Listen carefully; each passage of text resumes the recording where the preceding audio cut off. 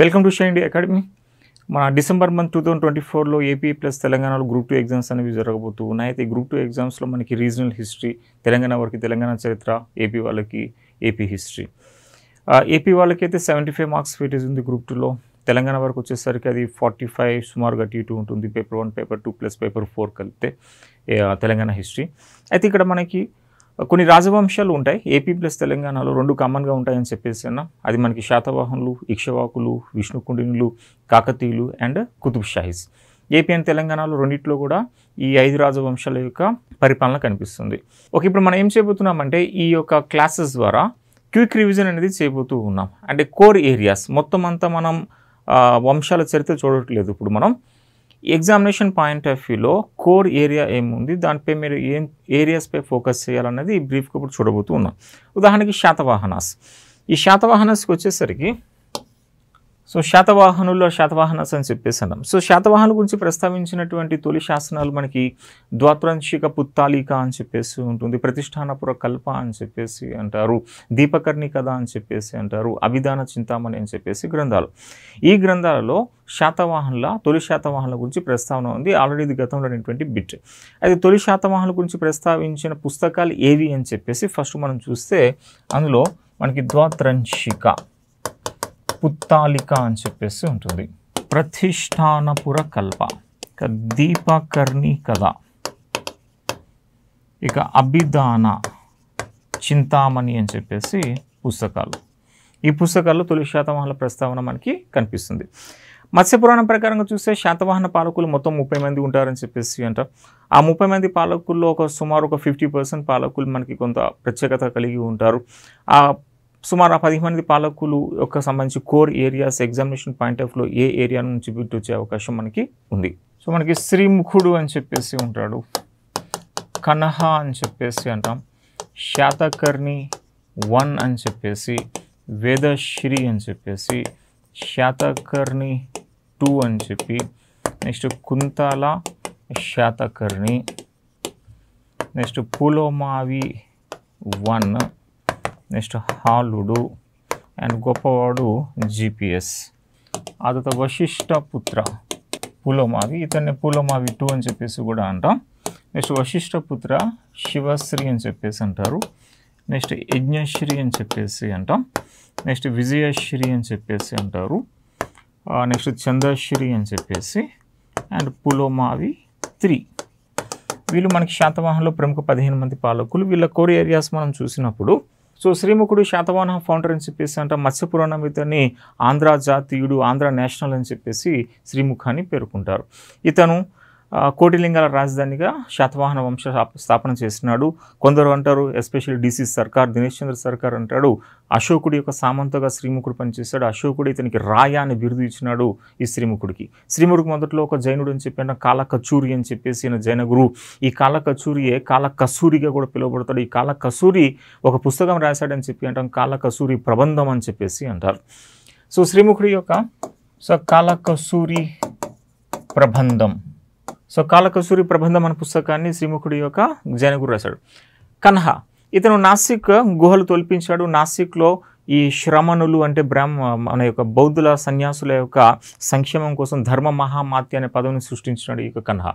శాతకర్ణి 1 ఇతను జిపిఎస్ తర్వాత గ్రేటెస్ట్ కింగ్గా పరిగణించబడతాడు. ఇతని భార్య నాగానిక అని చెప్పి ఉంటుంది. నాగానిక నానాగడి శాసనంలో శాతకర్ణి 1ని అప్రతిహాత చక్ర, ఏకవీర, శూర, దక్షిణ పదాపతి, అస్మక దీశ, సామ్రాట్ అనే కొన్ని బిరుదులతో శాతకర్ణి 1ని ఆమె పేర్కొంటుంది. శాతకర్ణి 1 ఉజ్జయిని ఆక్రమణ చేసి ఉజ్జయిని పట్టణ గుర్తుతో నాణ్యాలు ముద్రించాడు. ఇతను మొదటిగా శాతవాహన వంశనామాన్ని ధరించినటువంటి వాడు. ఇంకా శాతవాహనంలో సర్వస్వతంత్ర పరిపాలన చేసినటువంటి మొదటి కింగ్ శాతకర్ణి 1. బ్రాహ్మణులకు భూమి దానాలు చేసినటువంటి వ్యక్తి. అనేక రకాల నాణ్యాలు దానం చేసినాడు అట ఈ శాతకర్ణి 1. అతని కుమారుడు వేదశ్రీ. ఇతని కాలంలో కళింగ కారవీళ్ళు భట్టిప్రోలుపైన అటాక్ చేశాడని చెప్పేసి అంటారు. శాతకర్ణి 2 ప్రత్యేకత దీర్ఘకాలం పరిపాలన. 56 సంవత్సరాల పరిపాలన చేశాడు. మొత్తం శాతవాహన రాజుల్లో అత్యధిక కాలం పరిపాలన చేసిన శాతవాహన కింగ్ శాతకర్ణి 2. ఇతను first south Indian king to conquer north India and rule north India. పాటలీపుత్రం. యుగ పురాణం ప్రకారంగా చూస్తే శాతకర్ణి 2 ఈ యొక్క పాటలీపుత్రాన్ని పరిపాలన చేసినాడు అని చెప్పేసి అంటారు. యుగ పురాణం ప్రకారం శాతకర్ణి పాటలీపుత్రాన్ని పాలించాడు. మొదటి దక్షిణ భారతదేశ రాజు ఉత్తర భారతదేశాన్ని పాలించినాడట. కుంతల శాతకర్ణి సంస్కృతం ఇతని కాలంలో బాగా డెవలప్ అయింది. ఇతని భార్య మలయావతి కరీర్తా కారణంగా చనిపోయింది అంటారు. కుంతల శాతకర్ణి కాలంలో ఇద్దరు ప్రముఖులు ఉంటారు. అది examination point of view important. Sharvavarma Katantra వ్యాకరణం రాశాడు. ఇక రెండోవాడు మన యొక్క గుణాఢ్యుడు బృహత్ కథ రాసినాడు. ఈ గుణాఢ్యుడి ప్రత్యేకత మన తెలంగాణ ప్రాంతంలో మొట్టమొదటి లిఖిత కవిగా ఫేమస్. సో శర్వవర్మ గుణాఢ్యుడు వీళ్ళిద్దరూ కూడా ఎవరి ఆస్థానం అంటే కుంతల శాతకర్ణి ఆస్థానం అని చెప్పేసి అంటాం. ఇక పులమావి 1. ఈ పులమావి 1 మన యొక్క వాయు పురాణం ప్రకారంగా పాటలీపుత్రాన్ని 10 సంవత్సరాలు పరిపాలన చేశాడు. పాటలీపుత్రం సమీపంలో మనకి కుహురమ అని చెప్పి ఒక ప్లేస్ ఉంది. ఆ కుహురమలో ఇతని నాణ్యాలు దొరికాయి. దాంతోపాటు అలహాబాద్ సమీపంలో ఖీతా అని చెప్పి ప్లేస్ ఉంది. ఆ ఖీతాలో కూడా పులమావి 1 యొక్క నాణ్యాలు మనకి దొరికాయి. ఇక ఈ హాలుడు ప్రత్యేకత ఏంటంటే గాథా సప్తసతి పుస్తక రచయితగా ఇతని పేర్కొంటాం. కవివత్సలుడు అని చెప్పి అంటాం. ప్రాకృతానికి స్వర్ణయుగంగా ఇతని పేర్కొంటాం. అయితే గాథా సప్తసతి 700 కథలు ఉన్నాయి. ఈ 700 కథలు కొన్ని కథలు మాత్రమే హాలుడు రాశాడు. ఎక్కువ కథలు రాసింది శ్రీపాలితుడు అత్యధిక కథలు రాశాడు. ఇక మన యొక్క మాధవి, అనులక్ష్మి, ఎసెట్రా అనేక మంది మహిళా కవిత్రులు కూడా ఉన్నారు. మహిళా కవిత్రులు కూడా గాథా సప్తశతిలు కథలు రాశారని చెప్పేసి అంటాం.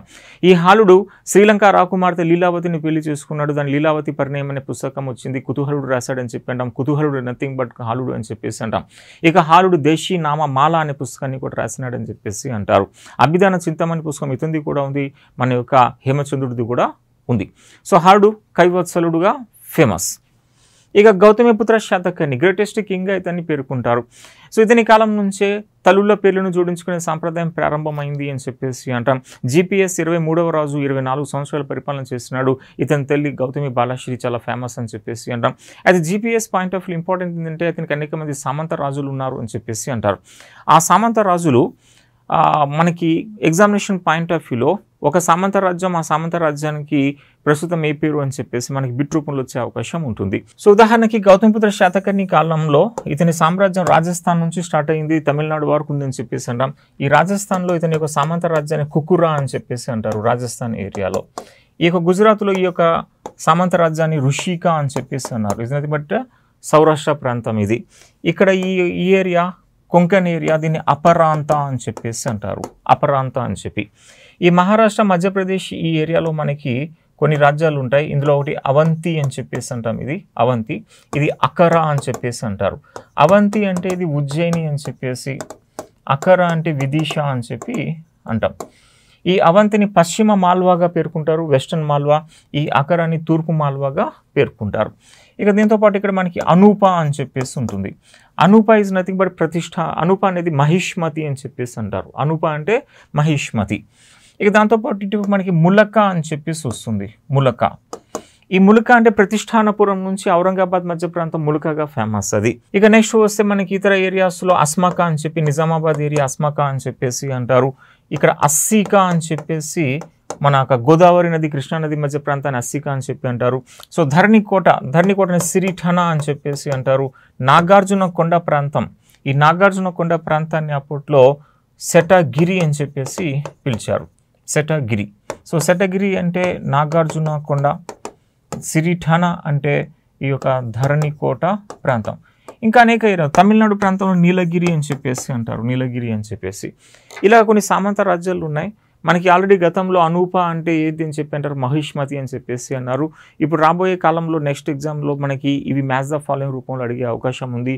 అనూప అంటే ఏంటి, ములక అంటే ఏంటి, అష్మక అంటే ఏంటి, ఋషిక అంటే ఏంటి, అకరా, అవంతి, కుకురా ఎసెట్రా ఈ పేర్లు ఏంటి, ఏ ప్రాంతాన్ని సూచిస్తున్నాయని చెప్పి మ్యాచ్ ద ఫాలోయింగ్ వచ్చే అవకాశం ఉంది. ఇది ఒకటి ఇంపార్టెంట్ ఏరియా. సో జీపీఎస్ 100 నివర్తనల భూమిని బౌద్ధ సన్యాసులకు ఇచ్చినాడు. ప్లస్ ఈ జీపీఎస్ జోగల్ తంబి అనే యుద్ధంలో ఈ గుజరాత్లో పరిపాలన చేస్తున్నటువంటి షకా రాజుని ఓడించినాడు అని చెప్పేసి అంటారు. అయితే అప్పుడు షకా కింగ్ నహపానా అని చెప్పి ఉంటాడు. నహపానా అప్పుడు ఇది ఈ నర్మదా నది ఉంటుంది. ఈ నర్మదా నది ఒక ముఖద్వారం దగ్గర ఒక పోర్ట్ ఉంటుంది, దాన్ని బ్రోచ్ అని చెప్పి అంటారు. ఆ బ్రోచ్ నహపానా ఆధీనంలో ఉండే. జీపీఎస్ ఆధీనంలో అప్పుడు కళ్యాణి పోర్టు ఉండే. అయితే కళ్యాణి రోడ్డుకు రావాల్సినటువంటి అనేక నౌకల్ని కాస్త బ్రోచ్కి తరలించేసేవాడు నహపానుడు. దాంతో జీపీఎస్ నహపానుడిపై యుద్ధం ప్రకటించి నాసిక్ సమీపంలో జోగల్ తంబి అనే యుద్ధంలో నహపాన్ని ఓడించి నహపానుడి యొక్క 1300 వెండి నాణ్యాలను సేకరణ చేసి దాన్ని పునముద్రణ చేస్తాడు ఈ యొక్క జీపీఎస్.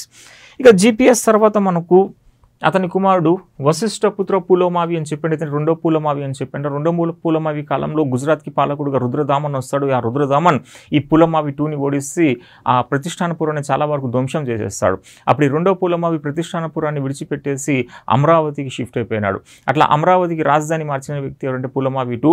అమరావతిలో నవనగరాలు నిర్మించినాడు కాబట్టి ఇతను నవనగర స్వామి అని చెప్పేసి ఇతన్ని పేర్కొంటారు. దక్షిణ పదేశ్వరుడుగా కూడా ఇతను పిలువబడ్డాడు.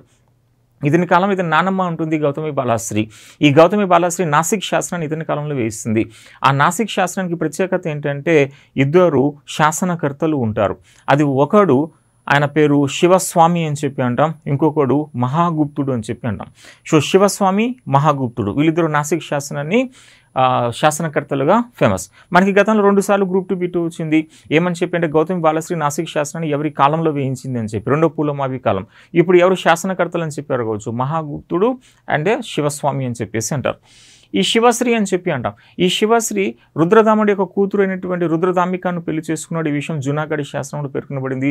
అదే జునాగఢ్ శాసనాన్ని మహించినప్పుడు రుద్రదాముడు మొట్టమొదటి సంస్కృత శాసనం అనే యొక్క ఇండియాలో. ఇక వస్తే యజ్ఞశ్రీ, యజ్ఞాలు చేసి యజ్ఞశ్రీగా ఫేమస్. ఇతని పాసండి సత్తన్ అని చెప్పేసి అంటారు. త్రిసముద్రాధిపతి అని చెప్పేసి బాణభట్టుడు ఇతన్ని పేర్కొన్నారు. ఇతని కాలంలో రోమ్ దేశంతో బాగా వర్తకం జరిగింది. ఓడ తెరచాప, సెయిలింగ్ షిప్స్, ఓడ తెరచాప నాణ్యాలు అత్యధికంగా వేయించినటువంటి రాజు సోప్రాలు అధికంగా ఇతని నాణ్యాలు దొరికాయి. ఆంధ్ర ప్రాంతంలో కూడా చిన్నగంజాం, చేబ్రోలు ప్రాంతంలో దొరికినాయి. చేబ్రోలు ప్రాంతంలో ప్రత్యేకత ఏంటంటే చేబ్రోల్లో 3 తెరచాపలు కలిగినటువంటి నౌక దొరికింది. దాన్ని సీతాపతి అనేవాడు కొనుగొన్నాడు అని చెప్పేసి అంటాం. యజ్ఞశ్రీ కాలంలో మత్స్యపురాణ సంకలనం ప్రారంభమైంది అని చెప్పేసి అంటాం. యజ్ఞశ్రీ ఆస్థానంలో అప్పుడు సమకాలీకంగా ఆచార్య నాగార్జునుడు ఉండాలని చెప్పేసి అంటారు. ఈ ఆచార్య నాగార్జున కోసం యజ్ఞశ్రీ నాగార్జున కొండ వద్ద మహావిహారం లేదా పార్వత విహారం 1500 గదులతో నిర్మించినాడు అని చెప్పేసి అంటారు. యజ్ఞశ్రీ శాతకర్ణి కాలంలో ఆచార్య నాగార్జునుడు అనేక లెటర్ రాస్తాడు. అలా నాగార్జునుడు యజ్ఞశ్రీకి రాసిన ఉత్తరాలను సుహృలేఖ అని చెప్పేసి అంటారు. ఈ విషయాన్ని ఇత్సింగ్ కూడా పేర్కొంటాడు. చైనా యాత్రికుడు ఇత్సింగ్ కూడా పేర్కొన్నాడు. ఇక విజయశ్రీ, ఈ విజయశ్రీ నాగార్జున కొండ దగ్గర తన పేరు మీదుగా విజయపురి అనే పట్టణ నిర్మాణం చేస్తాడు. ఇక చందశ్రీ, ఈ చందశ్రీ అనేవాడు కోడావలి, పిఠాపురం దగ్గర కోడావలి అనే శాసనాన్ని వేయించినటువంటి వ్యక్తి ఈ చందశ్రీ. ఇక మూడో పులోమావి చివరివాడు అని చెప్పేసి అంటాం. ఇతని యొక్క సేనాపతుల్లో ఒకడు శ్రీ శాంతామూలుడు అని చెప్పి ఉంటాడు. శ్రీ శాంతామూలుడు మూడో పులోమావిని పారద్రోలినాడు అని చెప్పేసి అంటే అప్పుడు మూడో పులోమావి బళ్ళారికి పారిపోతాడు. ఈ బళ్ళారికి పారిపోయిన ఇతను బళ్ళారిలో కొంతకాలం పరిపాలన చేసి చనిపోయినాడు. దాంతో శాతవాహనులు అంతమైపోయినారు. అయితే బళ్ళారిలో ఉన్నప్పుడు బళ్ళారి సమీపంలో ఇతను మ్యాకధోని అనే శాసనాన్ని వేయించినాడు అని చెప్పేసి అంటారు. అదే శాతవాహనులు పతనం తర్వాత ఈ దక్షిణ భారతదేశంలో మనకు అనేక చిన్న చిన్న రాజ్యాలు పుట్టుకొస్తాయి. అయితే శ్రీ శాంతమూలుడు పాలరోలుడు అని చెప్పాను. ఆ శ్రీ శాంతమూలుడే నాగార్జున కొండ దగ్గర విజయపురి వద్ద ఇక్ష్వాకు రాజ్య స్థాపన చేసినటువంటి వ్యక్తి. ఆంధ్రాలో ఇక్ష్వాకులు పుట్టుకొస్తారు. మహారాష్ట్రలో అభిరులు అని చెప్పి పుట్టుకొస్తారు. కర్ణాటకలో చూటు నాగులు అని చెప్పి కర్ణాటకలో పుట్టుకొస్తారు. ఈ విదర్భ ఈ ప్రాంతాల్లో అప్పుడు మనకి వస్తారు వాకాటకాస్ అని చెప్పి వస్తారు. తమిళనాడు ప్రాంతంలో తొలి పల్లవాస్ అని చెప్పి వస్తారు, ఎర్లీ పల్లవులు అని చెప్పేసి. ఈ విధంగా శాతవాహనులు పతనం తర్వాత మన దక్షిణ భారతదేశం చిన్న చిన్న భాగాలుగా చీలిపోయింది. తెలుగు ప్రాంతం, ఆంధ్ర, తెలంగాణలో ఇక్ష్వాకులు వస్తే, కర్ణాటక ప్రాంతంలో చుట్టునాగులు వచ్చారు, మహారాష్ట్ర ప్రాంతంలో అభిరులు వచ్చారు, మహారాష్ట్ర అండ్ మధ్యప్రదేశ్లో వాకాటకాస్ వస్తారు, కింద తమిళ ప్రాంతంలో తొలి పల్లవాస్, ఎర్లీ పల్లవాస్ అని చెప్పి వస్తారు. సో ఈ విధంగా బ్రీఫ్గా ఇంపార్టెంట్ ఏరియాస్ మన శాతవాహన సంబంధించి ఇది క్విక్ రివిజన్ మనకి. ఆ తర్వాత వీళ్ళ కాలంలో కొన్ని ఇంపార్టెంట్ పరిస్థితులు ఉంటాయి, పరిపాలన, సమాజం, ఆర్థిక వ్యవస్థ, మతం, వాస్తు, శిల్పకళ అని చెప్పేసి. సో నెక్స్ట్ వీడియోలో దాన్ని బ్రీఫ్గా మనం తెలుసుకుందాం. ఇప్పుడు ఈ యొక్క బ్రీఫ్ వీడియోస్ అనేవి చాలామంది ఎవరైతే విలేజెస్లో ఉంటున్నారో, ఎవరైతే మన హైదరాబాద్కి రాలేక చదవకపోతున్నారో, లేదా ఎవరైతే కొన్ని క్లాసెస్ పర్చేస్ చేయలేకపోతున్నారో వాళ్ళకి యూస్ఫుల్గా ఉంటుంది. అదే మనం బ్రీఫ్గా ఇచ్చిన ఈ బ్రీఫ్ ఇన్ఫర్మేషన్ అనేది మీకు డెఫినెట్లీగా యూస్ఫుల్గా ఉంటుంది. దీని బేస్ మీదుగా ఇంకొంచెం అడిషనల్గా చదవడానికి ప్రయత్నం చేయండి. డెఫినెట్లీగా మీకు సక్సెస్ అనేది వస్తుంది. Thank you very much.